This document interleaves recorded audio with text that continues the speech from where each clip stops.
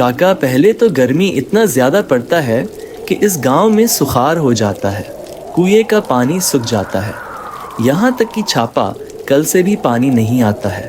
तब हमें पंचायत भवन से टैंकर बुलवाना पड़ता था। लाइन में लगकर पानी लेना पड़ता था। और अब बारिश इतना ज़्यादा हो रहा है कि घर से बाहर निकलकर कुछ काम करना भी मुश्किल है। हाँ बेटा, पर ये केवल इस वर्ष की बात नहीं है, ये तो पिछले कई वर्ष से होता आ रहा है। ऊपर वाले ही जाने क्या करना चाहते हैं। एक पल हमें पानी के लिए तरसाते हैं और दूसरे पल में हमें पानी में डुबो देते हैं। काका, लेकिन ये भी तो अजीब बात है। दिन भर इतनी तेज और झुलसाने वाली धूप रहती है कि बाहर कदम रखना मुश्किल हो जाता है। जैसे ही सूरज ढलता है तो मानो आसमान फट पड़ता हो। रात होते ही बादल घिर आते हैं और इतनी तेज बारिश होने लगती है कि लगता है गांव बह ही जाएगा। सही तो है बेटा, अब तो मौसम ऐसा हो गया है कि गर्मी भी कम लगती है। दिन में चाहे धूप तेज हो, लेकिन जैसे ही शाम ढलती है बादल घिर आते हैं और बारिश शुरू हो जाती है। इसी वजह से अब वो पुरानी जैसी झुलसाने वाली गर्मी महसूस ही नहीं होती। गांव की उस शांत रात में जब आसमान की चादर पर बादल अब भी बिखरे हुए थे और थोड़ी देर पहले तेज बारिश अब थम चुकी थी, हवा में एक ठंडी नमी घुली हुई थी। रात के करीब 10 बजे रहे होंगे। गांव की पुरानी मिट्टी और ईंटों से बनी चाय की दुकान पर टीन की छत से अब भी बूंदें टपक रही थीं। उस छोटी सी दुकान पर एक किनारे बैठकर बिरजू काका और दीनू यानी दीनशेखर गर्म चाय की चुस्कियाँ लेते हुए आपस में बातें कर रहे थे। चाय की दुकान, जो दिन में हमेशा चहल पहल से भरी रहती थी, अब रात के सन्नाटे में आधी बुझी बुझी सी लग रही थी। इक्का दुक्का लोग ही अब वहाँ दिख रहे थे। दूर कहीं मेंढकों की आवाज़ और कभी कभार झींगुरों की टर्राहट सुनाई दे रही थी। बातचीत के बीच अचानक दीनू की निगाहें सामने स्थिर हो गईं और उसके चेहरे पर अजीब सी गंभीरता छा गई। उसने कान हल्के झुकाए, जैसे कोई हल्की आवाज पकड़ने की कोशिश कर रहा हो। का भाई का देख रहा है ऐसे? काका, आपको कुछ सुनाई दे रहा है क्या? का सुनाई दे रहा है रे? काका, मैं सच कह रहा हूँ, सुनिए ध्यान से। जैसे कोई लड़की बहुत दुख में हो, रुक रुक कर रोने की आवाज आ रही है। कहाँ से? नदी के उस पार से क्या? हाँ काका, वहीं से, बिल्कुल वहीं से। दीनू ने अपनी उंगली से दूर अंधेरे में लिपटी नदी की दिशा में इशारा किया। बिरजू काका कुछ पल चुप रहे, फिर कान लगाने की कोशिश करने लगे। चारों ओर हल्की हवा की सिसकारी और कहीं दूर से आती टप टप की ध्वनि, लेकिन उसके बीच वाकई एक कराह भरी सिसकी। तो सही में कोई रो रहा है बेटा। इतने में चाय की दुकान पर खड़ा गोपाल, जो चाय बनाता है, वो बोला, किसकी बात कर रहे हैं आप लोग? कोई आवाज आई क्या? गोपाल भैया, इधर आओ, तुम भी सुनो। नदी की तरफ से किसी लड़की के रोने की आवाज आ रही है। कहाँ भाई? अरे ये क्या मजाक है इतनी रात को? मजाक नहीं है गोपाल भैया, सच में, सुनो तो। तीनों अब बिल्कुल चुप हो गए, बस कान नदी की ओर। और तभी फिर वही रुलाई, धीमी, टूटी हुई, और इस बार कुछ पास से। अबे ये तो सच में कोई लड़की रो रही है। इतनी रात को, वो भी बारिश के समय में, कौन रो रही है? काका, हमें जाकर देखना चाहिए। वो भी कोई बेचारी लड़की है, पता नहीं कौन उसके साथ क्या किया होगा, जो बेचारी इतनी बिलख कर रो रही है। तीनों आदमी धीरे धीरे नदी की ओर बढ़े। पगडंडी पर कीचड़ था, पर जिज्ञासा और चिंता उन्हें आगे बढ़ा रही थी। जैसे जैसे वे नदी के पास पहुंचे, वो आवाज और साफ सुनाई देने लगी। एक लड़की की कराहती हुई सिसकियां, मानो उसका दिल किसी भारी दुख से टूट गया हो। नदी के किनारे पहुंचकर जब उन्होंने देखा, एक लड़की गीली जमीन पर बैठी थी। वह अकेली थी, लेकिन उसकी मौजूदगी में एक रहस्यमय आकर्षण था। उसने हल्के आसमानी रंग का लंबा गाउन पहना हुआ था, लेकिन उसके रूप की गरिमा वैसी की वैसी बनी रही। उसके लंबे खुले बाल उसकी पीठ पर बिखरे हुए थे, जिनसे अब भी पानी टपक रहा था। चेहरा हल्के चांदनी में चमक रहा था, मानो कोई राजकुमारी किसी पुराने महल से भटककर यहाँ आ पहुंची हो। वह सिर झुकाए दोनों हाथों से अपना चेहरा ढंक के बैठी थी और रुक रुक कर रो रही थी। उसकी रुलाई में ऐसा दर्द था जैसे दिल के भीतर कोई तूफान चल रहा हो। दीनू की सांसें थम गईं। काका, देख रहे हैं ना आप? बिरजू काका की आंखें उस लड़की पर ही जमी थीं। उनके चेहरे पर हैरानी और संशय दोनों के भाव थे। इतनी रात को इतनी सुंदर लड़की, और वो भी यहाँ नदी किनारे। काका, ये लड़की तो जैसे किसी रियासत की बेटी लगती है, पर यहाँ अकेली और इतनी गमगीन। तीनों बस कुछ देर तक खामोशी से खड़े रहे। कोई कुछ बोल नहीं पाया। लड़की की सिसकियों के सिवा वहां कोई आवाज नहीं थी। हवा से पत्ते सरसराते थे और नदी की लहरें धीमे धीमे किनारे से टकराती थीं। ऐसा लग रहा था कि पूरा वातावरण उस लड़की के दुख में डूब गया है। दीनू ने धीरे से कहा, काका, इससे कुछ पूछें, हो सकता है कोई परेशानी में हो। बिरजू काका ने बस गर्दन हिलाई, लेकिन उनके मन में जैसे कोई अनकहा डर समा गया हो। कुछ पल वे तीनों उसे बस देखते ही रह गए। फिर दीनू ने धीरे से कहा, बहन जी, आप यहाँ इस समय? लड़की एक झटके में पीछे मुड़ी और उन्हें देखकर सहम गई। उसके होंठ कांप रहे थे। वो कुछ बोलने ही वाली थी कि डर से फिर चुप हो गई। उसकी आंखों में डर भी था और शर्म भी। डर मत बेटा, हम गांव के ही लोग हैं, कुछ नहीं करेंगे। तू बस ये बता, इतनी रात को यहाँ अकेली बैठकर क्यों रो रही है? तू कौन है? लड़की की आंखों से फिर से आंसू बहने लगे। उसने अपना चेहरा झुका लिया, पर कुछ पल बाद कांपती हुई आवाज में बोली, मेरे माँ बाप अब इस दुनिया में नहीं है। कई साल पहले एक सड़क हादसे में उनकी मौत हो गई थी। तब से मैं अपने बड़े भाई और भाभी के साथ रह रही थी। अब मेरी उम्र शादी की हो गई है, लेकिन कोई भी लड़का मुझसे बिना दहेज का शादी नहीं करना चाहता। मेरे बड़े भाई और भाभी ने कई जगह रिश्ता करवाने की कोशिश की है, लेकिन हर बार सिर्फ एक ही बात आती है, दहेज कितना मिलेगा। जब कोई रिश्ता नहीं हुआ तो उन्होंने कहना शुरू कर दिया कि मैं बोझ बन गई हूँ। मेरी भाभी ने मुझे ताने मारना शुरू कर दिया और 2 दिन पहले उन्होंने मुझे साफ साफ कह दिया कि मैं ये घर छोड़ दूं। आज उन्होंने मेरा सामान उठाकर बाहर फेंक दिया। कहा कि मैं जहाँ जाना चाहूँ चली जाओ। पूरे दिन गांव में भटकती रही, कोई सहारा नहीं मिला। तो सोचा इस दुनिया में अब मेरा कोई नहीं है, शायद मर जाना ही बेहतर होगा। मैं यहाँ आई थी बस खुद को खत्म करने के लिए, लेकिन हिम्मत नहीं हो पा रही थी। लड़की अब बुरी तरह रोने लगी थी। उसकी आवाज कांप रही थी, आंसू थम नहीं रहे थे। तीनों की आंखें नम हो गईं। चाय वाला दीनू चुपचाप एक ओर खड़ा था। उसकी आंखें झुकी हुई थीं। दीनू तो कुछ बोल ही नहीं पाया। तभी बिरजू काका ने धीरे से उसके पास जाकर उसका कंधा सहलाया और बोले, बेटा, भगवान के घर देर है अंधेर नहीं। तू जिसे अपना अंत समझ रही है, वो शायद एक नई शुरुआत है। देख बेटा, मेरी कोई संतान नहीं है। मैं और मेरी पत्नी अकेले रहते हैं। सालों से ऊपर वाले से दुआ मांगते आए हैं कि कोई हमें अपना कहे, और आज तू मिल गई। आज से तू हमारी बेटी है। हमारे लिए तो जैसे लक्ष्मी आ गई है। ऊपर वाले का करिश्मा देख। तू जो सहारा ढूंढ रही थी वो तुझे मिल गया और मुझे जो बेटी चाहिए थी वो मिल गई।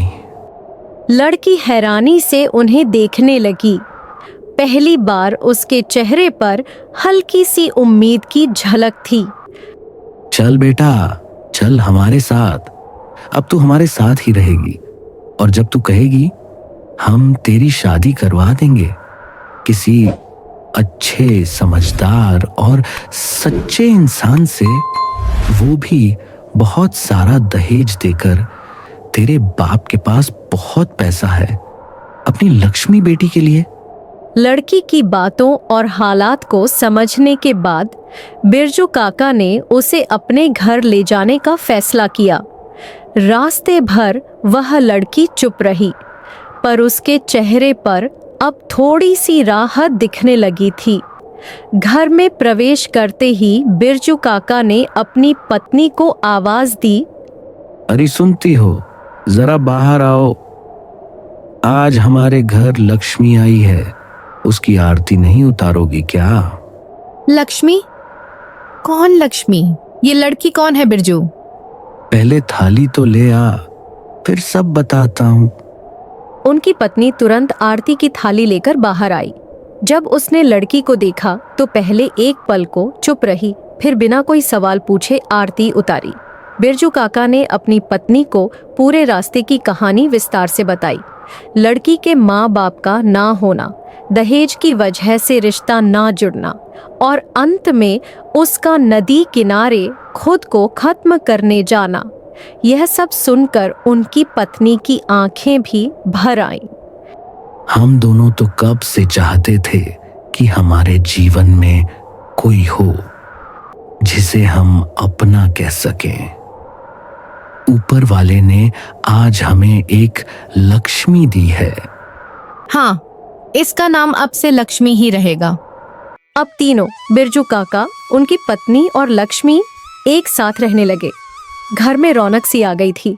लक्ष्मी भी धीरे धीरे मुस्कुराने लगी थी। अपने पुराने दुखों को भूलकर नए रिश्तों में ढलने लगी थी। कुछ महीनों बाद बिरजू काका ने गांव के ही एक सुलझे हुए और अच्छे स्वभाव के लड़के से लक्ष्मी की शादी तय कर दी। शादी बड़े धूमधाम से हुई। बिरजू काका ने बेटी की शादी में कोई कसर नहीं छोड़ी। भरपूर दहेज दिया, अच्छे कपड़े, गहने, दानी जो एक पिता अपनी बेटी को दे सकता है, सब कुछ दिया। लक्ष्मी की ससुराल में उसका स्वागत बेहद प्यार से हुआ। वहां उसका पति, उसकी सास और ससुर तीनों ही बहुत अच्छे इंसान थे। ससुराल में लक्ष्मी ने सबका दिल जीत लिया। खासकर उसकी सास से उसका रिश्ता माँ बेटी जैसा बन गया। लक्ष्मी अब खुश थी, सच में बहुत खुश। उसका चेहरा अब हमेशा मुस्कुराता रहता था। उसके जीवन की जो अधूरी कहानी थी वह अब पूर्ण हो चुकी थी। एक सुबह जब लक्ष्मी सोकर उठी तो उसका मन किसी अनजानी बेचैनी से भरा हुआ था। उसने जैसे ही करवट बदली और बिस्तर से नीचे उतरी, उसकी आंखें फटी की फटी रह गई। उसके पति जमीन पर पड़े थे, आंखें खुली हुई, शरीर खून से लथपथ। उनके सिर के पास खून की एक बड़ी बूंद जम चुकी थी। लक्ष्मी की चीख निकलते निकलते रह गई। कांपते हुए वह कमरे से बाहर निकली, पर जैसे ही उसने कदम रखा, उसके पैरों तले जमीन खिसक गई। वहां उसके सास ससुर भी मृत अवस्था में पड़े थे। वही खून, वही सन्नाटा, वही डरावना दृश्य। लक्ष्मी के भीतर जैसे कोई तूफान फट पड़ा। उसने जोर से चीख मारी, वो चीख जो पूरे गांव में गूंज गई। उसकी आवाज सुनकर आसपास के लोग दौड़कर उसके घर के बाहर पहुंचे। भीड़ जमा हो गई। लोग समझ ही नहीं पा रहे थे कि आखिर इतना सब कैसे हो गया। इसी बीच किसी ने ये खबर लक्ष्मी के पिता समान बिरजू काका को दी। वे घबराए हुए तेजी से दौड़ते हुए वहां पहुंचे। उनकी आंखों में चिंता और बेचैनी साफ झलक रही थी। बेटी लक्ष्मी, क्या हुआ? उन्होंने दौड़ते हुए अपनी बेटी को जमीन पर बैठा देखा। लक्ष्मी फूट फूट कर रो रही थी। आंखें लाल थीं और चेहरा पीला पड़ा हुआ था। उसके होंठ कांप रहे थे। पिताजी, पिताजी, मुझे कुछ नहीं पता। मैं जब नींद से जागी तो देखा सब खत्म हो चुका था। मैं कुछ नहीं जानती पिताजी। बेटी, चलो मेरे साथ, घर चलो, अब तू अकेली नहीं है। नहीं पिताजी, अब यही मेरा घर है, मैं यही रहूंगी हमेशा हमेशा के लिए। बिरजू काका स्तब्ध रह गए। उन्होंने अपनी बेटी की आंखों में देखा, उसमें डर था, दुख था और एक अजीब सा ठहराव भी, जैसे वह अब किसी और दुनिया का हिस्सा बन गई हो। सुबह का समय था, हल्की हल्की धूप बाहर फैल रही थी। तभी गांव की ओर से 2 महिलाएं भीगी हुई, थकी और डरी हुई हालत में दौड़ती हुई बिरजू काका के घर के बाहर पहुंची। बिरजू काका जो दरवाजे पर ही खड़े थे, तुरंत भागे और बोले, अरे बहनों, क्या हुआ? तुम दोनों इतनी डरी हुई क्यों हो? कुछ बोलो भी, क्या बात है? एक महिला जमीन पर बैठ गई और रोते हुए कांपती आवाज में बोली, काका काका, जो हम बताने जा रहे हैं वो सुनकर आपके होश उड़ जाएंगे, पर आपका जानना जरूरी है। बताओ ना, क्या बात है? काका, आज से ठीक 10 दिन पहले की बात है। उस रात बहुत तेज बारिश हो रही थी। हम दोनों एक शादी से लौट रहे थे जो पास वाले गांव में थी। हमें लौटते लौटते रात के 11 बज चुके थे। बारिश इतनी तेज हो रही थी कि हमें रास्ता दिखना बंद हो गया था। हम दोनों सोचने लगे कहाँ जाए, क्या करें। तभी हमें याद आया कि आपकी बेटी लक्ष्मी इसी रास्ते में रहती है। हमने सोचा जब तक बारिश रुक जाए तब तक लक्ष्मी के घर रुक जाते हैं। जैसे ही हम लक्ष्मी के घर पहुंचे और दरवाजा हल्का सा खुला देखा, हम अंदर घुस गए। लेकिन जो हमने अंदर देखा उसने हमारे पैरों तले जमीन घिसका दी। हम एक कोने में छिप गए थे डर के मारे। लक्ष्मी अपनी पति, सास और ससुर के सामने खड़ी थी और चिल्ला रही थी, बहुत हो गया ये बहू बेटी का नाटक, अब और नहीं। ये कैसी बात कर रही हो लक्ष्मी बेटा? बेटा मत बोलो मुझे बुढ़िया। लक्ष्मी, ये क्या तरीका है माँ से बात करने का? मेरा यही तरीका है। मैं कोई लक्ष्मी तक्ष्मी नहीं हूँ। मेरा असली नाम है कस्तूफिया। मैं एक चुड़ैल हूँ। मुझे तुम्हारी खून की जरूरत है। मैं हर बारिश में अपनी शक्ति बढ़ाती हूँ। हर साल मुझे एक परिवार की बलि और खून चाहिए होता है। मैं इस गांव में कई सालों से ऐसा करती आ रही हूँ। काका, हम ये सब सुनकर खुद को संभाल ही रहे थे। इससे पहले ही उसने तीनों को, अपनी पति, अपनी सास, अपने ससुर को मार डाली। खून की नदी बह गई थी उस घर में उस रात। हम छिपे हुए थे लेकिन एक चीख हमारे मुंह से निकल गई और उसी पल कस्तूफिया हमें देख ली। वो हमें घसीट कर घर के अंदर ले गई, एक कोने के कमरे में बांध दिया। हम पूरी तरह उसके जादू के बस में थे। 10 दिन तक उन्होंने हमें बांध कर रखा। खाना नहीं, पानी नहीं, बस वो रोज आती, हमें देखती और हंसती और कहती, बस 12वें दिन का इंतजार है। उस दिन तुम्हें भी मारकर मैं और शक्तिशाली बन जाऊंगी। कल रात को हम जैसे तैसे उस कमरे से भाग निकले, लेकिन वो हमें भागते हुए देख चुकी थी। हमने पूरी रात पास के जंगल में भागकर काटी है। किसी तरह जान बचाकर आज सुबह आपके पास पहुँचे हैं। बिरजू काका का चेहरा गुस्से से लाल था। उन्होंने कांपती आवाज में उन दोनों महिलाओं से कहा, तुम लोग झूठ बोल रही हो, मेरी बेटी को बदनाम करने की साजिश कर रही हो, लेकिन हम तुम्हारे जैसे लोगों की बातों में नहीं आने वाले। काका काकी, हम झूठ नहीं बोल रहे हैं। अगर आपको विश्वास नहीं होता तो आप आज रात को बस एक बार बिना उसे बताए उसके घर चले जाइए, फिर खुद देखिएगा लक्ष्मी का असली रूप। ठीक है, आज रात हम खुद गांव के कुछ लोगों के साथ जाएंगे और अगर हमारी बेटी सही निकली तो हम तुम दोनों को इस गांव से निकाल देंगे। यही वादा है हमारा। महिलाएं कुछ नहीं बोली, बस चुपचाप वहां से हट गईं। रात होने लगी, अंधेरा घना हो चुका था, चारों ओर सन्नाटा छाया था। बिरजू काका गांव के कुछ समझदार और बहादुर लोगों को साथ लेकर चुपचाप लक्ष्मी के घर की ओर बढ़े। सबके हाथ में लाठी और टॉर्च थी, दिलों में संशय और आंखों में भय। जैसे ही वे लक्ष्मी के घर के पास पहुंचे, आगे का दरवाजा बंद था। सबने सोचा हमें पीछे के दरवाजे से जाना चाहिए। लक्ष्मी नहीं, वो वहां बैठी थी अपने असली रूप में, चुड़ैल कस्तूफिया के रूप में। आंखें लाल, बाल बिखरे हुए, नाखून लंबे। वो एक हवन कुंड के सामने बैठी थी और कुछ बुदबुदा रही थी। हवन की अग्नि भयानक तेजी से जल रही थी। हवा में अजीब सी गंध फैल रही थी, जैसे कोई जला हुआ मांस हो। गांव के लोग कांप गए, पर तभी बिरजू काका जोर से बोले, बस बहुत हुआ तेरा खेल चुड़ैल, बहुत खेल लिया तूने हमारी भावनाओं से।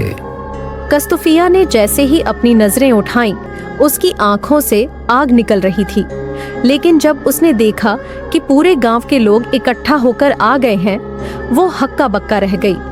वो अपनी शक्ति को बढ़ाने की प्रक्रिया में ही थी, लेकिन इस बार वो पहले जैसी मजबूत नहीं थी। हर बारिश की शुरुआत में ही उसे बलिदान और खून चाहिए होता था ताकि वो शक्तिशाली हो सके। लेकिन इस बार वो लेट हो चुकी थी, उसकी शक्ति अधूरी थी। लोगों को देखकर उसने समझ लिया कि अब यहाँ रुकना मूर्खता होगी। कस्तूफिया ने एक झटके में हवन कुंड को लात मारी और तेजी से वहां से भाग निकली। गांव के लोग उसके पीछे भागे, लेकिन वो इतनी तेजी से भागी कि कोई उसे पकड़ नहीं पाया। वो अंधेरे में गायब हो गई। बस हवाओं में उसकी खौफनाक हंसी गूंजती रही। सन्नाटा छा गया। वो दोनों महिलाएं वहीं खड़ी थीं, चुपचाप। काका उनके पास पहुंचे और सिर झुकाकर बोले, माफ कर दो बेटा, हमने तुम दोनों पर शक किया। अपनी बेटी के अंधे प्यार में अंधे हो गए थे। काका, क्या हम आपकी बेटियां नहीं हैं जो आप इतना उदास हो रहे हैं? नहीं बेटा, तुम लोग ही तो मेरी असली दुनिया हो। आज अगर तुम नहीं होती तो हम सब एक और बार उसी चुड़ैल के धोखे में आ जाते। इसके बाद गांव में सबने मिलकर एक बड़ा हवन करवाया।